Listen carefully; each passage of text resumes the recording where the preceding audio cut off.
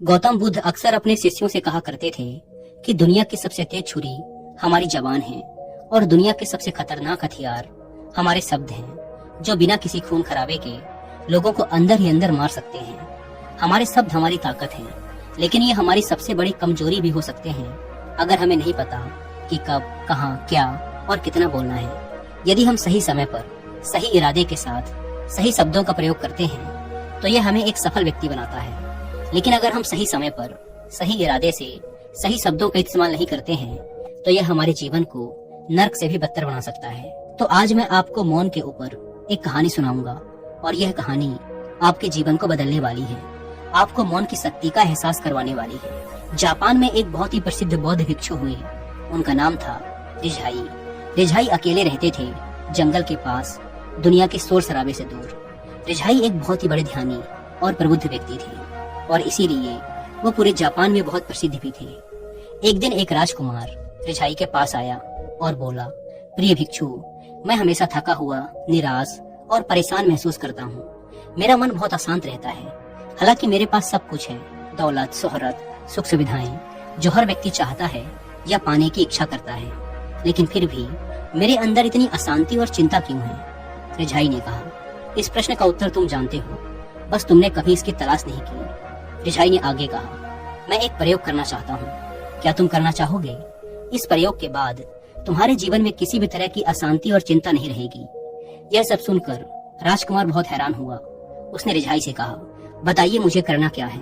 अपने मन की शांति के लिए मैं कुछ भी करने को तैयार हूँ। भिक्षु रिझाई ने एकदम शांत स्वर में उत्तर दिया, अगले 10 दिनों तक तुम मेरे आश्रम में रहोगे और एक सामान्य व्यक्ति की तरह अपना जीवन व्यतीत करोगे और इन 10 दिनों तक तुम एकांत में अकेले मौन बैठे रहोगे, जितना हो सके कम बोलोगे। राजकुमार भिक्षु की बात से सहमत हो गया। पहले दिन राजकुमार को लगा कि उसका मन सामान्य से अधिक अशांत और विचलित है। उसके मन में तरह तरह के प्रश्न उठ रहे थे और वह आम लोगों की तरह जीवन जीने में असहज महसूस कर रहा था। उसके अंदर से बोलने की प्रबल इच्छा उठ रही थी, लेकिन वह मौन रहा। उसके मुंह से कुछ नहीं निकला, एक शब्द भी नहीं। वह बस चुपचाप बैठा रहा। लेकिन रात होते होते उसे अंदर ही अंदर शांति का अनुभव होने लगा। उसके लिए यह अनुभव अजीब था। वह खुद से पूछ रहा था कि वह अंदर ही अंदर खुशी क्यों महसूस कर रहा है और उसकी आंतरिक बेचैनी और चिंता कम क्यों होने लगी है। अगले दिन राजकुमार एकांत में चुपचाप बैठा प्रकृति को निहार रहा था, पौधों को, फूलों को, आकाश में उड़ रहे पक्षियों को। वह अपने जीवन में पहली बार महसूस कर रहा था कि उसके आसपास की प्रकृति कितनी अद्भुत है। वह दिन भर प्रकृति की सुंदरता को देखता और उसकी शांति को महसूस करता रहा। इस तरह से एक हफ्ता बीत गया और अब तक उसके मन की सारी बेचैनी, सारी हलचल, सारी उथल पुथल और सारा तनाव एकदम गायब हो गया था। 8वें दिन की सुबह राजकुमार फिर से एकांत में बैठ गया और कुछ ही मिनटों में उसकी आंखें अपने आप बंद हो गई और वह गहरे ध्यान में चला गया।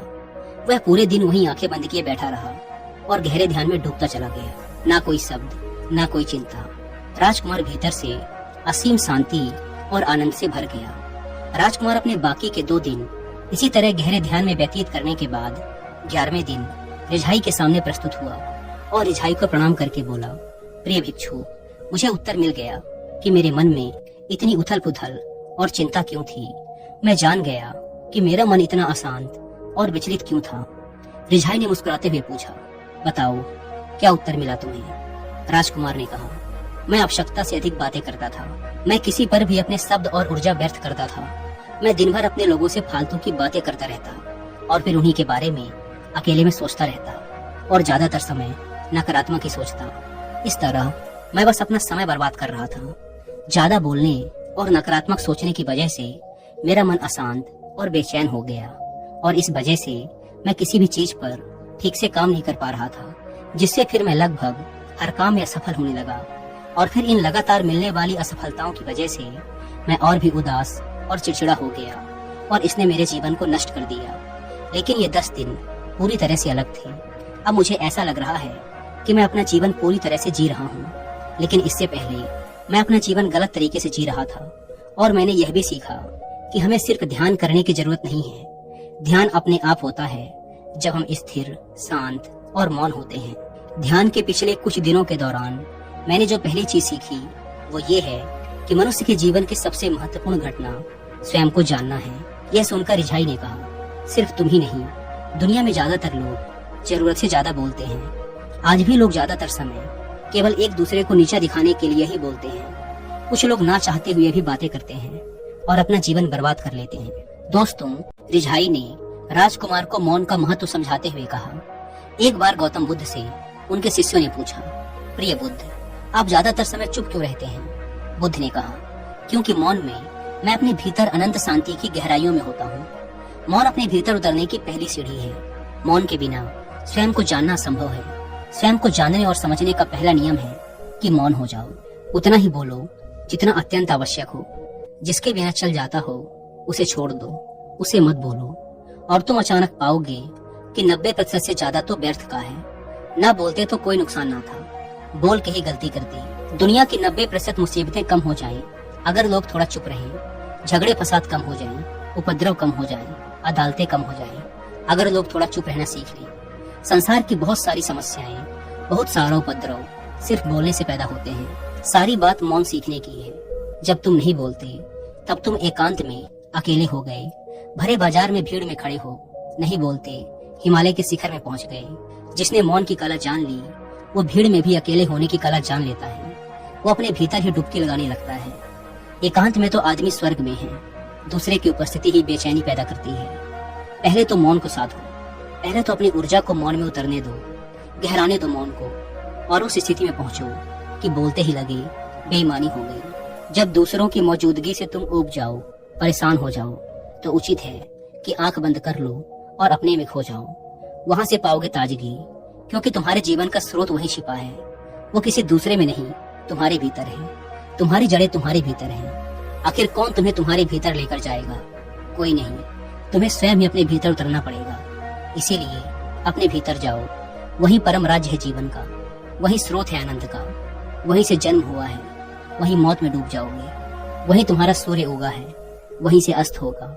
उसमें बार बार डुबकी लो। जब भी तुम डुबकी लगा के लौटोगे वहां से, तुम पाओगे फिर ताजे हुए, फिर जीवन की नई संपदा मिली, फिर नई शक्ति का जन्म हुआ। थकान गई, उदासी गई, चिंता गई। जैसे कोई स्नान करके लौटता है तो शरीर शीतल हो जाता है, शांत हो जाता है। ऐसे ही जब कोई भीतर से होकर वापस आता है, मौन में स्नान करके लौटता है, तो समस्त अस्तित्व, समस्त व्यक्तित्व शांत और मौन हो जाता है, आनंदित हो जाता है। जब तुम आंतरिक मौन की उस पराकाष्ठा पर पहुंच जाओगे, तब तुम पाओगे कि बोलने से भी तुम्हारा मौन खंडित नहीं होता, वह बना ही रहता है। उसकी एक अंतर्धारा लगातार तुम्हारे भीतर बहती रहती है। तुम बोलते तो हो, लेकिन अपने से छूटते नहीं। तुम शब्द का उपयोग भी करते हो, लेकिन वो तुम्हारे मौन को खंडित नहीं कर पाते। एक बार गहरे मौन में स्थिर हो जाओ, फिर तुम्हारी वाणी में भी सुगंध आ जाएगी, फिर तुम्हारी वाणी में भी एक विशालता आ जाएगी। तुम्हारा बोलना संगीत पूर्ण होगा, तुम्हारा बोलना सत्य होगा। तुम बोलोगे तो दूसरों पर भी शीतलता छा जाएगी। जैसे ही तुम अंदर से चुप होते हो, तुम इतने शक्तिशाली होने लगते हो कि समाज की निर्भरता तुम छोड़ने लगते हो, और तुम्हारे जीवन में एक मस्ती आती है जो केवल दीवानों के जीवन में होती है। तुम्हारे चेहरे पर एक नई रौनक आ जाती है।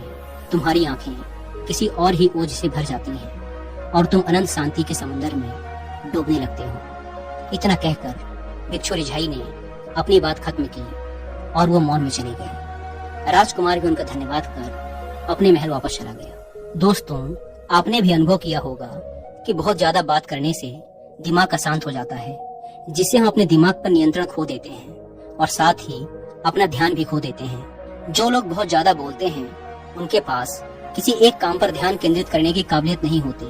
वो अपने किसी भी लक्ष्य पर पूरी तरह से केंद्रित नहीं हो पाते, और अगर हम केंद्रित नहीं हैं, तो जीवन की सच्चाई को समझ नहीं पाएंगे और ना ही कभी मनचाही सफलता हासिल कर पाएंगे। इसके अलावा भी आपने देखा होगा कि जो लोग अधिक बोलते हैं वो अक्सर लोगों के बीच हंसी का पात्र बन जाते हैं, और जो लोग कम बोलते हैं और अपनी बात पर कायम रहते हैं, उन्हें लोगों से सम्मान मिलता है। लोग उनकी बातों को सुनते हैं और उन पर भरोसा भी करते हैं। जो लोग जरूरत से अधिक बोलते हैं और अपने विचारों के बारे में पक्के नहीं होते, उनका दिमाग अस्थिर और विचलित रहता है, शोर से भरा रहता है, और एक अशांत दिमाग वाला व्यक्ति जीवन में किसी भी चीज में सफल नहीं हो पाता, क्योंकि वह किसी भी काम में फोकस नहीं कर पाता।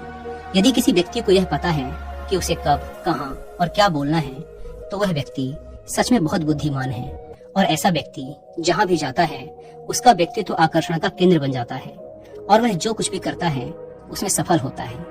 अगर हम किसी महान और सफल व्यक्ति के व्यक्तित्व को गहराई से देखें तो पाएंगे कि वो कम बोलते हैं और कम से कम शब्दों में अपनी बात खत्म कर देते हैं। वह बोलने से पहले वो चीजों और जिसके बारे में उसे बोलना है उनके बारे में गहराई से सोचते हैं। लेकिन जो लोग बहुत ज्यादा बोलते हैं बहुत बार वो झूठ भी बोलते हैं और अपनी बातों से दूसरों के मन और विचारों पर कचरा डालते रहते हैं। वो ज्यादातर समय दूसरों की बुराई करते रहते हैं, इसीलिए उनके अपने भी उनसे नफरत करने लगते हैं और उनसे बचने की कोशिश करते हैं। हमारे भारतीय उपनिषदों में कहा गया है कि हमारे शब्द वास्तविक ब्रह्म शक्ति है। मौन से धैर्य आता है, धैर्य से ध्यान और ध्यान से हम अपने जीवन के बारे में जागरूक हो जाते हैं। इसीलिए अगर हम ज्यादा बात करते हैं तो हम मौन को खो देते हैं, जो मन की शांति का पहला स्तंभ है। दोस्तों, आज से हम भी मौन का अभ्यास करते हैं। आज से हम भी वही बोलेंगे जो जरूरी है और हम कोशिश करेंगे कि कम से कम शब्दों में अपनी बात खत्म करें और हो सके तो कोशिश करेंगे कि रोज कम से कम 30 मिनट एकांत में चुपचाप बैठें। और मुझे पूरा विश्वास है कि इससे हम सब के अंदर एक सकारात्मक बदलाव जरूर आएगा। इसी के साथ इस वीडियो को खत्म करते हैं। मुझे उम्मीद है कि आपको इस वीडियो से काफी कुछ सीखने को मिला होगा।